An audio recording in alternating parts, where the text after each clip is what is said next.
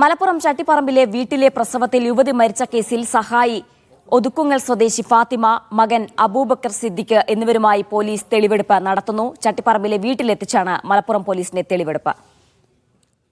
മുഹമ്മദ് ഷംസീറിന്റെ വിശദാംശങ്ങളുമായി. ഷംസീർ, തെളിവെടുപ്പ് ഇപ്പോഴും പുരോഗമിക്കുകയാണോ? എന്തൊക്കെ കാര്യങ്ങളാണ് പ്രധാനമായും അന്വേഷണ സംഘത്തിന് ഇപ്പോൾ അറിയേണ്ടത്?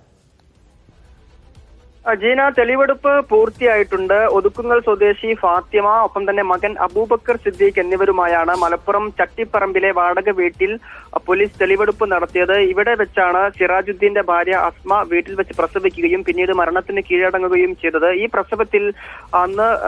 പ്രസവത്തിന് സഹായിച്ച സ്ത്രീയാണ് ഒതുക്കുങ്ങൽ സ്വദേശിയായ ഫാത്തിമ.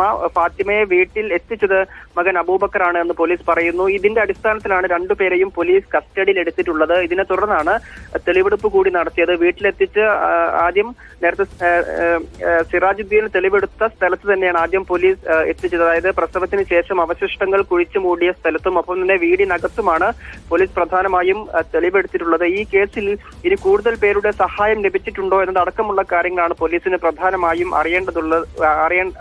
അറിയാനുള്ളത്. ഇതും ഫാത്തിമയോടും ഒപ്പം തന്നെ മകനോടും ഒക്കെ പോലീസ് ചോദിച്ചറിഞ്ഞിട്ടുണ്ട്.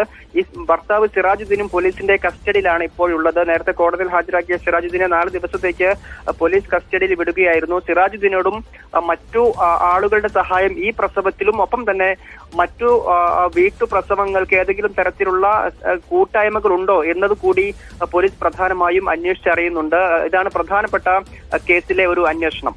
ആജിന. ശരി, മുഹമ്മദ് ഷംസീറാണ് വിശദാംശങ്ങൾ നൽകിയത്.